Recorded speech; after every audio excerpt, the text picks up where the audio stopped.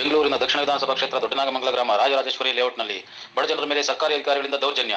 ಸುಮಾರು 20-30 ವರ್ಷಗಳಿಂದ ವಾಸವಾಗಿರುವ ಜನರ ಮೇಲೆ ದರ್ಪವನ್ನು ತೋರಿಸುತ್ತಿರುವ ಸರ್ಕಾರಿ ಅಧಿಕಾರಿಗಳು ಇಲ್ಲಿನ ಜನರಿಗೆ ಕುಡಿಯುವ ನೀರು ಇಲ್ಲ, ಕರೆಂಟ್ ಕಂಬಗಳ ವ್ಯವಸ್ಥೆ ಇಲ್ಲ, ಚರಂಡಿ ವ್ಯವಸ್ಥೆ ಇಲ್ಲ, ರಸ್ತೆ ವ್ಯವಸ್ಥೆ ಇಲ್ಲ, ಮೂಲಭೂತ ಸೌಕರ್ಯಗಳು ಕಲ್ಪಿಸದೆ ಸರ್ಕಾರಿ ಅಧಿಕಾರಿಗಳು ಪದೇ ಪದೇ ದೌರ್ಜನ್ಯವನ್ನು ಎಸಗುತ್ತಿದ್ದಾರೆ. ಬಡ ಜನಗಳ ಬಳಿ ಹಣವನ್ನು ವಸೂಲಿ ಮಾಡುತ್ತಿದ್ದಾರೆ. ಬಡ ಜನರ ಗೋಳನ್ನು ಕೇಳುವವರಾರು ಯಾವ ಅಧಿಕಾರಿಯೂ ಇಲ್ಲ. ಮಾತೆತ್ತಿದ್ದರೆ ಜೆಸಿಬಿಯನ್ನು ತಂದು ಮನೆಯನ್ನು ನೆಲಸಮ ಮಾಡುತ್ತೇವೆ, ಕೆಡವುತ್ತೇವೆ ಎಂಬ ಭಯವನ್ನು ಹುಟ್ಟಿಸುತ್ತಿದ್ದಾರೆ. ಪ್ರತಿನಿತ್ಯ ಇಲ್ಲಿನ ಜನರು ಭಯದಿಂದ ವಾಸಿಸುತ್ತಿದ್ದಾರೆ. ಇಲ್ಲಿನ ಭೂಮಿಯನ್ನು ತನ್ನ ಕೈವಶ ಮಾಡಿಕೊಳ್ಳಲು ಜೆಪಿ ನಗರದ ನಿವಾಸಿ ಕೋದಂಡರಾಮ ಎಂಬ ವ್ಯಕ್ತಿ ತಹಶೀಲ್ದಾರ್ ಜೊತೆ ಕೈಜೋಡಿಸಿ ಈ ಅಕ್ರಮ ಎಸಗಲು ಕಾರಣ ಎಂದು ಇಲ್ಲಿನ ನಿವಾಸಿಗಳು ಹೇಳುತ್ತಿದ್ದಾರೆ.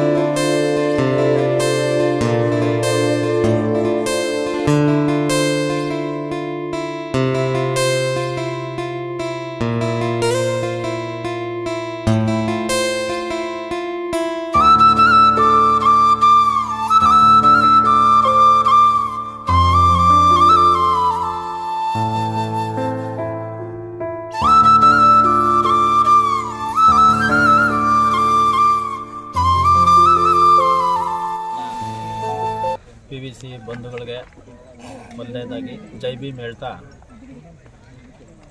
ನಾನು ಈ ಸರ್ಕಾರದ ನೀತಿಯನ್ನು ಮೊದಲನೇದಾಗಿ ನಮ್ಮ PVC ಕಡೆಯಿಂದ ಖಂಡನೆ ಮಾಡ್ತೀವಿ.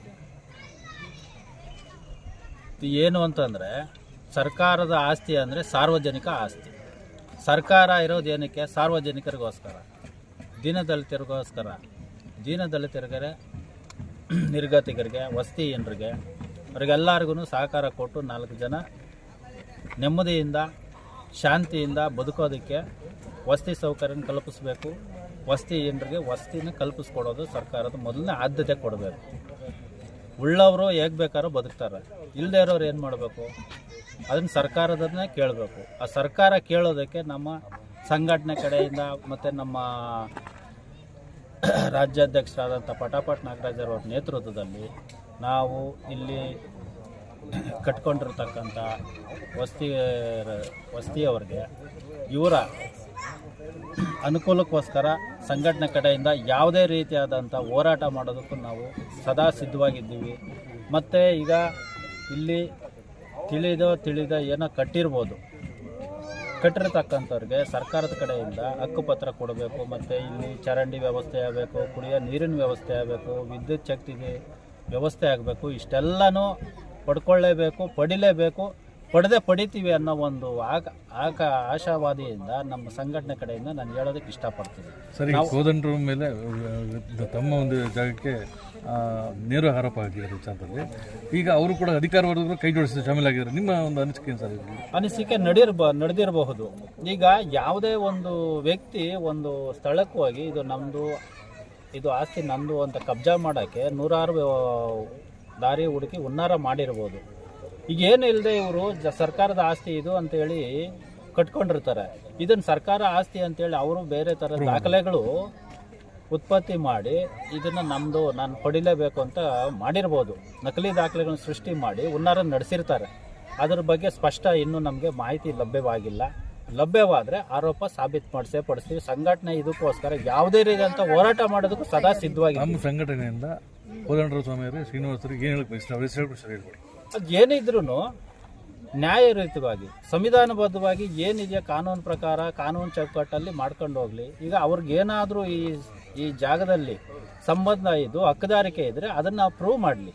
ಪ್ರೂವ್ ಮಾಡಿ ಅವ್ರಿಗೆ ಸಿಗುತ್ತೆ ಅನ್ನೋದಾದರೆ ಅವ್ರು ತಗೊಳ್ಳಿ, ಇಲ್ಲ ಅಂದರೆ ಸರ್ಕಾರ ಆಸ್ತಿ 4 ಜನಕ್ಕೆ ಅನುಕೂಲವಾದಂಥ ರೀತಿಯಲ್ಲಿ ಹಂಚಿಕೆ ಮಾಡ್ಕೊಳ್ಳೋಣ ಅಂತ ದೊಡ್ಡಮಂಗಲದ ಮಾಜಿ ಇದು ಮೆಂಬರ್ ನಾನು ಪ್ರಜಾ ವಿಮೋಚನಾ ಚಳವಳಿ ಪಟಪಟ್ ನಾಗರಾಜ್ ಬಣದಲ್ಲಿ ಕೆಲಸ ಮಾಡ್ತಾ ಇದ್ದೀವಿ 20 ವರ್ಷಗಳಿಂದ. ನಮ್ಮದು ಹೋರಾಟನೇ ನಮ್ಮದು ಕೆಲಸ ಆಗಿದೆ. ಯಾಕೆಂದರೆ ಗೌರ್ಮೆಂಟು ಆಗಿರೋದನ್ನ ಇದು ಮಾಡೋಕ್ಕೆ ಬರ್ತಾರೆ ಮುಂದೆ, ನಮಗೆ ಬೇಕು ನ್ಯಾಯ ರೀತಿಯಲ್ಲಿ ಅಂತ. ನಾವು ಯಾವುದೇ ಥರ ಒಂದು ಮನವಿ ಆಗಲಿ ಇದು ಕೊಟ್ಟರೆ ಆಶ್ರಯ ಯೋಜನೆಗಾಗಲಿ ಯಾವುದೇ ಥರ ನಮಗೆ ಸಪೋರ್ಟ್ ಬೇಕು ಅಂತ ನಾವು ಗ್ರಾಮಸ್ಥರ ಮುಖಾಂತರ ಎಲ್ಲ ಬಡವರೇ ಇರೋದಿಲ್ಲ, ಅಂಗವಿಕಲರವ್ರೆ, ಬಡವರವ್ರೆ, ತಂದೆ ಇಲ್ಲದ ಮಕ್ಕಳು ಇದ್ದಾರೆ. ಈ ಥರ ಪ್ರತಿಯೊಬ್ಬರು ಕಷ್ಟ ನೋಡಿ, ಕಷ್ಟ ಹೊಟ್ಟೆ ಹಸಿ ಯಾರಿಗಿರುತ್ತೋ ಅವರೇ ತಾನೇ ಹಶ್ವಾಗಿದೆ ಅಂತ ಕೇಳೋದು. ಸಮಸ್ಯೆ ಯಾರಿಗಾಗಿದೆ ಅವ್ರು ನಮ್ಮ ಸಮಸ್ಯೆ ಅಂತ ಕೇಳೋಕ್ಕೆ ಹೋದರೆ ಅವ್ರ ಮೇಲೆ ಇಲ್ಲದೆ ಇರೋದು ದೌರ್ಜನ್ಯಗಳು ನಡೀತಾ ಇದ್ದಾವೆ. ಈಗ ಇದು ರಾಜರಾಜೇಶ್ವರಿ ನಗರ ಅಂತ ಆಗಿದೆ. ಇದು ಸುಮಾರು ವರ್ಷಗಳಿಂದ ಇದು ಗದ್ದೆಗಳಿದ್ದಿತ್ತು. ದೊಡ್ಡಮಂಗಲದಲ್ಲೇ ಈಗ ಹಂಗಂಗ ಬೇರೆ ಬೇರೆ ಹೆಸರಲ್ಲಿ ಲೇಔಟ್ಗಳಾಗಿದೆ. ಇದರಲ್ಲಿ ಎಲ್ಲ ಬಡವರೇ ಇರೋದು. ಈಗ ಇಷ್ಟು ಡೆವಲಪ್ ಆಗೋವರೆಗೂ ಯಾರು ಏನು ಇದು ಮಾಡಲಿಲ್ಲ. ಈಗ ಯಾಕೆ ಬಂದು ಎಲ್ಲ ಒಂದು ನೆಲೆ ನಿಂತ ಮೇಲೆ ಡೆಮೊಲೇಷನ್ ಮಾಡ್ತೀನಿ ಅಂತ ಬರ್ತಾ ಇದ್ದಾರೆ ಗೊತ್ತಿಲ್ಲ. ಈಗ ನಮ್ಗೇನೇ ಬೇಡಿಕೆ ಬೇಕಂದ್ರೂ ನಾವು ಯಾರ ಹತ್ರ ಕೇಳಬೇಕು? ಸರ್ಕಾರದ ಹತ್ರ. ಆಯಿತು, ನಮ್ಮ ಮನವಿ ಕೇಳೋ ರೀತಿ ಸರಿ ಇಲ್ಲದೆ ಇರ್ಬೋದು, ಅದನ್ನು ಅವರು ಸಲಹೆ ಕೊಟ್ಟು ಈ ರೀತಿ ಅಲ್ಲ ಈ ರೀತಿ ಅಂತ ನಮ್ಗೆ ಒಳ್ಳೇದು ಮಾಡಲೇಬೇಕು, ನಮ್ಗೆ ಆಶ್ರಯ ಕೊಡಲೇಬೇಕು. ನಾವು ಎಲ್ಲರೂ ಮನೆ ಕಟ್ಕೊಂಡಿದ್ದೀವಿ. ಸರ್ಕಾರನೇ ನಮ್ಗೆ ಇನ್ನು ಹಕ್ಕುಪತ್ರನೂ ಕೊಡಬೇಕಾಗಿರೋದ್ರಿಂದ ನಾವು ಅದಕ್ಕೆ ಏನು ಅವರು ನಮಗೆ ಒಳ್ಳೆ ರೀತಿ ಇದು ಮಾಡಿ ಈ ಥರ ಎಲ್ಲ ಹಿಂಗೆ ಮಾಡಿ ಅಂದರೆ ನಾವು ಹೋರಾಟ ಸ್ಪಂದಿಸಿದ್ರೆ ನಾವು ಮಾಡ್ತೀವಿ. ಅದು ಬಿಟ್ಟು ಏಕಾಏಕಿ ಈ ಥರ ಮಾಡ್ತೀವಿ, ಡೆಮೊಲೇಷನ್ ಮಾಡ್ತೀವಿ ಅಂದರೆ ಎಂಥವ್ರಿಗೂ ನೋವಾಗುತ್ತಲ್ವಾ? ಕೊಡ್ತೀವಿ ಅಂದರೆ ಒಂದು ಆಸೆ, ಹೊಡಿತೀವಿ ಅಂದರೆ ಒಂದು ಭಯ. ಹಂಗಿರೋವಾಗ ಈಗ ನಮ್ಮ ಕಷ್ಟ ನಾವು ಯಾರ ಹತ್ರ ಹೇಳ್ಕೊಬೇಕು? ಸರ್ಕಾರದವ್ರು ಅಲ್ಲದೆ ಯಾರ ಹತ್ರ ಹೇಳ್ಕೊಬೇಕು? ನಮ್ಮ ಕ್ವಶನ್ ಅದು.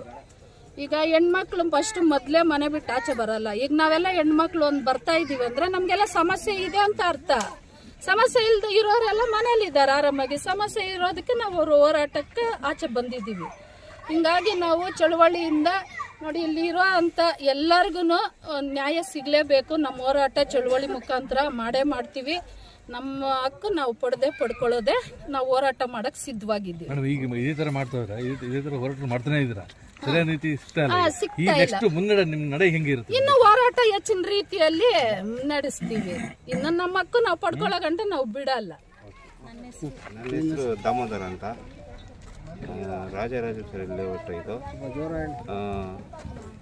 ಸುಮಾರು ಒಂದು 10 ವರ್ಷದಿಂದ ಇಲ್ಲೇ ಇದ್ದೀವಿ ನಾವು. ಇವಾಗ ಬಂದ್ಬಿಟ್ಟು JCB ತಗೊಂಡ್ಬಂದ್ಬಿಟ್ಟು ಹೊಡಿತೀವಿ ಹಿಡಿತೀವಿ ಅಂತ ಹೇಳ್ತಾ ಇದ್ದೀವಿ. ನಾವೆಲ್ಲ ಹೋಗ್ಬೇಕು, ನಾವು ಹ್ಯಾಂಡಿಕ್ಯಾಪ್ ನಾವು. ಅಲ್ಲ, ನಿಮ್ಗೇನು ತೊಂದರೆ ಆಗ್ತದೆ ಇದರಿಂದ? ನನ್ನ ಗಾಡಿ ಹೋಗ್ಲಿಕ್ಕೆ ಬರೋಕ್ಕೆ ತೊಂದರೆ ಆಗ್ತದೆ, ಎಲ್ಲರೂ ಅದೇ ಹೇಳ್ತಾರೆ. ನಿಮ್ಗೇನು ಅನ್ಸುತ್ತೆ ಹೇಳಿ? ಇವಾಗ ಇಲ್ಲಿಂದ ರೋಡ್ ಹೋಗೋಕ್ಕೆ ತೊಂದರೆ ಆಗ್ತಾ ಇದೆ. ಇವಾಗ PBMB ಆಫೀಸರ್ ಬಂದ್ಬಿಟ್ಟು ಹೊಡಿತೀನಿ ಅಂತ ಹೇಳ್ತಾ ಇದ್ದಾರೆ. ಏನು ಮಾಡೋದಂತ ಏನು ಕೊಡಿತಿದ್ದಾರೆ ಅವರು ಅಂತ ಹೇಳಿ. ಎಷ್ಟು ವರ್ಷ ಇದೆ ಅದೇ ಹೇಳಿ ಫಸ್ಟ್. ಕೆರೆ ಜಾಗ ಅಂದ್ಬಿಟ್ಟು ಹೊಡಿತೀನಿ ಅಂತ ಹೇಳ್ತಾ ಇದ್ದಾರೆ. MLA ಬಂದ್ರು, ಕೌನ್ಸಿಲರ್ ಬಂದ್ರು ಇಲ್ಲಿ ರೋಡ್ ವ್ಯವಸ್ಥೆ ಮಾಡ್ತೀನಿ ಅದು ಮಾಡ್ತೀನಿ ಅಂತ ಓಟ್ ಕೇಳಕ್ಕೆ ಮಾತ್ರ ಬರ್ತಾರೆ. ಇದು ಯಾವುದೇ ಒಂದು ಮಾಡಿಕೊಡೋದಿಲ್ಲ. ವಿತ್ತು ಇಲ್ಲಿ ಕೆರೆ ಜಾಗ ಅಂತ ಅಂಕ್ಲ ಅಂತ ಹೇಳ್ತಾ ಇದ್ದಾರೆ, ಕೆರೆ ಜಾಗ ಅಂತ. ಇದು ಕೆರೆ ಜಾಗ ಇಲ್ಲ, ಇದು ಫಸ್ಟು ವ್ಯವಸಾಯ ಮಾಡೋ ಭೂಮಿ. ಸುಮಾರು ನಾವು 15 ವರ್ಷದಿಂದ ಇಲ್ಲಿ ವಾಸ ಮಾಡ್ತಾ ಇದ್ದೀರಿ. ಇಲ್ಲಿ ಬಂದ್ಬಿಟ್ಟು ಯಾವ ಅಧಿಕಾರ ಬಂದಿಲ್ಲ, ಯಾವ ಇದು ಬಂದಿಲ್ಲ. ಇವಾಗ ಬಂದು ಒಂದು 6 ತಿಂಗಳಿಂದ ಖಾಲಿ ಮಾಡಿ, ಇಲ್ಲಾಂದರೆ ದುಡ್ಡು ಕೊಡಿ ಅಂತ ಹೇಳ್ತಾ ಇದ್ದಾರೆ. ನಾವು ಎಲ್ಲಿಂದ ಕೊಡೋದು ಸರ್? ನಾನು ಕೂಲಿ ಕೆಲಸ ಮಾಡ್ತಾಯಿದ್ದೀನಿ, ಗಾರೆ ಕೆಲಸ ಮಾಡ್ತಾಯಿದ್ದೀನಿ, ಮೂಟೆಗಳು ಎತ್ತಕ್ಕಾಯ್ತಲ್ಲ. ನಮ್ಗೆ ಹಾಸ್ಪಿಟ್ಲು ಅದು ಇದು ತುಂಬ ಐತೆ. ಇಲ್ಲಿ ಮಕ್ಕಳು ತುಂಬ ಜನಗಳು, ಈ ಮಕ್ಕಳು ನೋಡಿ ಹೆಂಗಾಗಿದೆ, ಸೊಳ್ಳೆಯಿಂದ ಹಿಡ್ದು ಪ್ರತಿಯೊಂದು ಐತೆ. ಯಾರು ಬಂದು ನೋಡೋದಿಲ್ಲ ಸರ್. ಈ ಚರಂಡಿ ಮಾಡ್ಕೊಡ್ತೀನಿ ಅಂತ MLA ಅವರು ಕೌನ್ಸಿಲರು ಹೇಳ್ತಾರೆ, ಯಾವುದು ಬಂದು ಮಾಡಿಕೊಡೋದಿಲ್ಲ. ಇದು ಕೆರೆ ಅಂಗಲ ಅಂತ ಇವಾಗ ನೀವು ಹೋಗಿ ನಿಮ್ಗೆ ಒಳ್ಳೆ ಜಾಗ ಕೊಡ್ತೀನಿ ಅಂತ ಹೇಳ್ತಿದ್ದಾರೆ. ನಾವು ಹೋದರೆ ಅಪಾರ್ಟ್ಮೆಂಟಲ್ಲಿ ಹೋದರೆ ಅಲ್ಲಿ ವಾಸ ಇರೋಕ್ಕೆ ಆಗೋದಿಲ್ಲ ನಮ್ಮ ಕೈಯಲ್ಲಿ. ನಮ್ಮ ಜಾಗನ ಯಾರಿಗೂ ಬಿಟ್ಕೊಡೋಲ್ಲ ಸರ್. ನಮ್ಮ ಹಕ್ಕು ಏನೇ ಇದ್ರೂ ಸರಿ ನಾವು ಹೋರಾಟ ಮಾಡೇ ಮಾಡ್ತೀವಿ. ನಾವು ಹಕ್ಕನ್ನ ಪಡ್ತೀವಿ. ಯಾರೇ ಬಂದರೂ ಬಿಡೋದಿಲ್ಲ. ನಮ್ಮ ಹಕ್ಕನ್ನು ನಾವು ಯಾರ ಹತ್ರ ಬಿಟ್ಕೊಡೋದಿಲ್ಲ ಸರ್. ದಯವಿಟ್ಟು ಯಾರೇ ದೊಡ್ಡವರಿದ್ರು ಇದು ಗಮನ ತಿಳಿಸ್ಬೇಕು ಸರ್. Okay, done. ನಮ್ಮ ಯಜಮಾನ್ರು ನಾವು ಇಲ್ಲಿ ಒಂದು 20 ವರ್ಷದಿಂದ ಇದ್ದೀವಿ. ಇಲ್ಲಿ ಇವಾಗ ನಮಗೆ ರೋಡ್ಗಳು ಸರಿ ಇಲ್ಲ, ನೀರಿಲ್ಲ, ತುಂಬ ತೊಂದರೆ ಆಗ್ತಾ ಇದೆ. ನಾವು ಇವಾಗ ಮನೆಯಲ್ಲಿ ನೀರು ತುಂಬುತ್ತೆ ಅಂತ ಇನ್ನೂ ಸ್ವಲ್ಪ ಹೈಟ್ ಮಾಡಿ ಕಟ್ಕೊಳ್ತಾ ಇದ್ದೀವಿ ಸೀಟ್ ಮನೆ. ಅದು ಬಂದ್ಬಿಟ್ಟು BBMP ಆಫೀಸರು ಹೊಡಿತೀನಿ ಹಾಗೆ ಹೀಗೆ ಅಂತ ಹೇಳ್ತಿದ್ದಾರೆ. ಕೆರೆ ಜಾಗ ಇದು ಅಂತ ಹೇಳ್ತಾರೆ. ಕೆರೆ ಜಾಗ ಅಂದರೆ ಹೇಗೆ ರಿಜಿಸ್ಟ್ರ್ ಮಾಡಿಸಿದ್ರು, ನಮಗೆ ಕರೆಂಟ್ ಎಲ್ಲ ಹೇಗೆ ಕೊಟ್ಟರು, ನಾವು ತುಂಬ ಬಡವರು, ನಮ್ಮ ಯಜಮಾನ್ರ ಹ್ಯಾಂಡಿಕ್ಯಾಪ್ಟು, ನಮ್ಮ ಮಕ್ಕಳಿದ್ದಾರೆ ಇಬ್ಬರು, ಅವ್ರನ್ನ ಓದಿಸ್ಬೇಕು, ನಮಗೂ ತುಂಬ ಕಷ್ಟ. ಇಲ್ಲೆಲ್ಲ ನಾವು ಮನೆ ಬಿದ್ದುಬಿಡ್ತು ಅಂತ ಹೇಳ್ಬಿಟ್ಟು ಮಳೆ ಬಂದು ಎಲ್ಲ ನೀರು ಒಳಗಡೆ ನುಗ್ಬಿಟ್ಟು ಹಾವು ಜೇಳು ಇದೆಲ್ಲ ಬಂದುಬಿಡುತ್ತೆ ಒಳಗಡೆ. ಆದ್ರೂ ನಾವು ರೆಡಿ ಮಾಡ್ಕೊಂಡು ಹೆಂಗೋ ಒಂದು ಇರ್ತಾ ಇದೀವಿ. ಒಂದು ನೀರು ವ್ಯವಸ್ಥೆ ಇಲ್ಲ, ಒಂದು ಡ್ರೈನೇಜರ್ ವ್ಯವಸ್ಥೆ ಇಲ್ಲ, ಏನಿಲ್ಲ. ಮಾತ್ರ ಎಲೆಕ್ಷನ್ ಟೈಮಲ್ಲಿ ಬರ್ತಾರೆ, ಮಾಡ್ಕೊಡ್ತೀವಿ ಅಂತ ಹೇಳ್ತಾರೆ. ಈ ಥರ ಇದೆ ಪರಿಸ್ಥಿತಿ ನಮ್ದು ಅಂತ ಹೇಳ್ತೀವಿ, ಮಾಡ್ತೀವಿ ಅಂತ ಹೇಳ್ತಾರೆ, ಮತ್ತೆ ಮಾಡೋದಿಲ್ಲ, ಏನಿಲ್ಲ. ಮತ್ತೆ ಅವಾಗ ಬರ್ತಾರೆ, ಮತ್ತೆ ಟೈಮಲ್ಲಿ ಬರಲ್ಲ.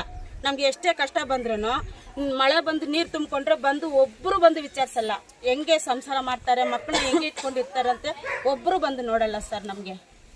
ಈಗ ಇವರು ಬೇರೆ, ಈಗ ಅಧಿಕಾರಿ ವರ್ಗದವ್ರು ಬಂದು ಏನು ಹೇಳ್ತಾರೆ ನಿಮಗೆ? ಅಧಿಕಾರಿ ವರ್ಗದವ್ರು ಬರ್ತಾರೆ ಈಗ ಆಫೀಸರ್ಗಳು, ಅವ್ರು ಬಂದು ಮತ್ತೆ ಭೇಟಿ ಮಾಡಿದ್ರೆ ಜೊತೆಗೆ ಬರೋದಿಲ್ಲ ಸರ್. ಬಂದ್ರು ಹಂಗೆ ಹೋಗ್ಬಿಡ್ತಾರೆ ಸರ್. ಅವರು ಬಂದು ನೋಡ್ಕೊಂಡು ಹಂಗೆ ಹೋಗ್ಬಿಡ್ತಾರೆ. ನಮ್ಮ ಹತ್ರ ಏನು ಮಾತಾಡೋದಿಲ್ಲ, ಏನಿಲ್ಲ. ಇದ್ರಲ್ಲಿ ನೀವ್ ಹೆಂಗ್ ಮನೆ ಕಟ್ಕೊಂಡಿದ್ದೀರಾ, ಇದೆಲ್ಲ ಇದು ಖಾಲಿ ಮಾಡ್ರಿ ಅಂತ ಹೇಳ್ತಾರೆ ನಮ್ಗೆ. ಅದು ಕೆರೆ ಜಾಗ ಅಂತಾರೆ ಸರ್. ಮತ್ತೆ ರಿಜಿಸ್ಟರ್ ಹೆಂಗಾಗುತ್ತೆ ಸರ್? ಗೌರ್ಮೆಂಟ್ ಅಲ್ಲಿ ರಿಜಿಸ್ಟರ್ ಹೆಂಗಾಗುತ್ತೆ, ಮತ್ತೆ ಹಕ್ಕುಪತ್ರ ಹೆಂಗಾಗುತ್ತೆ? ಇದು ಕೆರೆ ಜಾಗ ಅಂದ್ಮೇಲೆ, ಗೌರ್ಮೆಂಟ್ ಜಾಗ ಅಂದ್ಮೇಲೆ, ಗೌರ್ಮೆಂಟ್ ಜಾಗದಲ್ಲಿ ಅಲ್ಲಿ ಆಫೀಸ್ ಅವ್ರಿಗೆ ಗೊತ್ತಾಗಲ್ವಾ ರಿಜಿಸ್ಟರ್ ಮಾಡ್ಬೇಕಾದ್ರೆ? ಅದು ಹೆಂಗಾಗುತ್ತೆ? ಮತ್ತೆ ಮೇಲೆ ನಮ್ಗೆ ಬಂದು ಧಮಕಿ ಕೊಡೋದು, ಇದನ್ನ ಹೊಡೆದಾಕ್ರಿ, ಇದು ಮಾಡ್ರಿ ಅಂತ ಹೇಳ್ಬಿಟ್ಟು ಮತ್ತೆ ಮೇಲೆ ಈ ಸಾಹೇಬರಿಗೆ ಇಷ್ಟು ಕೊಡಿ, ಆ ಸಾಹೇಬರಿಗೆ ಅಷ್ಟು ಕೊಡಿ ಅಂತಾರೆ. ನಾವೆಲ್ಲ ಬಡವ್ರು ಸರ್, ಕೂಲಿ ಕೆಲಸ ಮಾಡೋರು, ಮನೆ ಕೆಲಸ ಮಾಡೋರು. ನಾವೆಲ್ಲ ಹೆಂಗ್ ಕೊಡೋದು? ಕೇಳಿದ್ರೆ 1 ಲಕ್ಷ ಕೇಳ್ತಾರೆ, 30,000 ಕೇಳ್ತಾರೆ, 50,000 ಕೇಳ್ತಾರೆ. ನಾವೆಲ್ಲ ಎಲ್ಲಿ ಇಟ್ಕೊಂಡಿದೀವಿ ಸರ್ ಕೊಡಕ್ಕೆ? ಎಲ್ಲಿ ಇಟ್ಕೊಂಡಿದೀವಿ? ನಾವೆಲ್ಲ ಮನೆ ಕೆಲಸ ಮಾಡ್ತೀವಿ, ಹೂವು ಕೆಲಸ ಮಾಡ್ತೀವಿ, ಹೂವು ಮಾರ್ತೀವಿ. ಅದ್ರಲ್ಲಿ ಬರೋದು ಒಂದು 10 ರೂಪಾಯಿ. ನಮ್ಮ ಮಕ್ಕಳನ್ನ ಓದ್ಸದ ನಮ್ಮ ಹೊಟ್ಟೆ ತುಂಬೋದ? ಏನ್ ಮಾಡೋದು ಸರ್?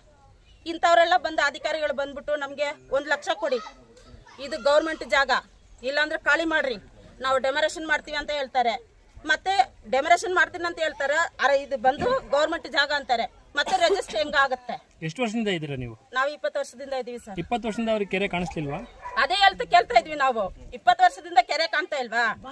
20 ವರ್ಷದಿಂದ ಅಧಿಕಾರಿಗಳು ಬರ್ತಾರಲ್ಲ, ಅವ್ರಿಗೆ ಗೊತ್ತಾಗಲ್ವಾ ಕೆರೆ ಜಾಗ ಅಂತ ಹೇಳಿ? ರಿಜಿಸ್ಟರ್ ಆಫೀಸಲ್ಲಿ ಗೊತ್ತಾಗಲ್ವಾ ಇದು ಕೆರೆ ಜಾಗ ಅಂತ ಹೇಳಿ? ಹೆಂಗ್ ರಿಜಿಸ್ಟರ್ ಮಾಡ್ಕೊಡ್ತಾರೆ? ನಿಮ್ಮ ಮನೇಲಿ ಕರೆಂಟ್ ಇದೆಯಾ? ಕರೆಂಟ್ ಎಲ್ಲ ಇದೆ. ಎಲೆಕ್ಟ್ರಿಸಿಟಿ ಬಿಲ್ ನಿಮ್ಮ ಹೆಸರಲ್ಲೇ ಇದೆಯಾ? ಹೌದು ಸರ್. ಕರೆಂಟ್ ಹೇಗೆ ತರ ಹೇಳಿದ್ರೆ ಈ ಕಡೆ ಕೆರೆ ಅಂದ್ರೆ ಕೆರೆ ಅಂತ ಹೇಳ್ತಾರಲ್ಲ, ಕರೆಂಟ್ ಅದೇ ಆ ಬಿಲ್ ಎಲ್ಲ ಹೆಂಗ್ ಬರುತ್ತೆ ಸರ್? ನಮ್ಗೆ ಅದು ಬರುತ್ತೆ, ನಮ್ಗೆ ಇದು ಕರೆಂಟ್ ಬಿಲ್ ಬರುತ್ತೆ. ನಮ್ಗೆ ವಾಟರ್ ವ್ಯವಸ್ಥೆ ಇಲ್ಲ, ನಾವು ಟ್ಯಾಂಕರ್ ಒಡ್ಸ್ಕೋಬೇಕು. ಒಂದು ಟ್ಯಾಂಕರ್ಗೆ 1000 ರೂಪಾಯಿ ಅಂತಾರೆ.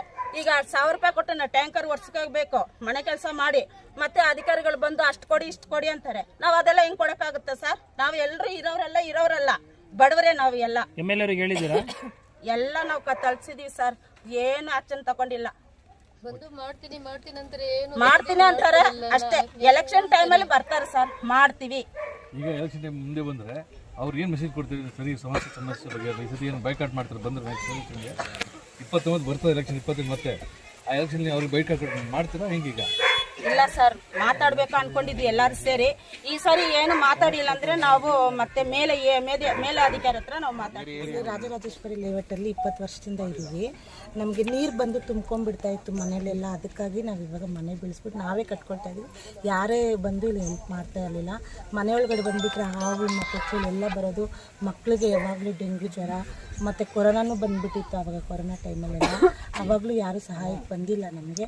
ಅದಕ್ಕಾಗಿ ಇವಾಗ ನಾವೇ ಸಾಲ ಎಲ್ಲ ಮಾಡ್ಕೊಂಡು ರೋಡ್ ನೋಡಿ ನೀರು ತುಂಬ್ಕೊಂಡ್ಬಿಟ್ರೆ ಓಡಾಡೋದಕ್ಕೆ ಆಗೋದಿಲ್ಲ. ಗಾಡಿಗಳು ಬಂದರೂ ಜಾರೋದು, ನೀರಿಗೆ 1,000 ಕೊಟ್ಟು ಓಡಿಸ್ಕೊಳ್ತೀವಿ ನೀರು. ನಾವು ಹೂವು ಮಾರೋ ಕೆಲಸ ಬರ್ತಾರೆ, ಅವಾಗೆಲ್ಲ ಮಾಡ್ತೀವಿ ಅಂತಾರೆ, ಮತ್ತೆ ಯಾರು ಬರೋಲ್ಲ. ಆ ಓಟದ ಸಮಯ ಮಾತ್ರ ಬರ್ತಾರೆ ಅಷ್ಟೇ. ಪುನಃ ಯಾರ ಹತ್ರ ಹೋದ್ರೂ ಯಾರು ಏನೋ ಸಹಾಯ ಮಾಡೋದು. ಸ್ಥಳಕ್ಕೆ ಹೋಗಿ ಲೀಡರ್ಗಳು ಅವರೆಲ್ಲ ಯಾರು ಬಂದು ನಿಮ್ಮನ್ನು ಇದುವರೆಗೂ ವಿಚಾರಣೆ ಮಾಡಿಲ್ವಾ? ಇಲ್ಲ ಸರ್, ಯಾರು ಮಾಡಿಲ್ಲ. ಎಲೆಕ್ಷನ್ ಟೈಮಲ್ಲಿ ಆ ಟೈಮ್ ಮಾತ್ರ ಬರ್ತಾರೆ ಅಷ್ಟೇ. ಮಾಡ್ತೀವಿ, ನಿಮ್ಗೆಲ್ಲ ಅನುಕೂಲ ಮಾಡ್ಕೊಡ್ತೀವಿ ಅಂತಾರೆ, ಆಮೇಲೆ ಯಾರು ಬರಲ್ಲ. ಈಗ ಕಸ್ಟಮರ್ ಬರ್ತಾರೆ, ಅವರೇನ ಬಂದು ಮಧ್ಯದಲ್ಲಿ ಭೇಟಿ ಮಾಡೋದು ನಿಮ್ಮನ್ನ?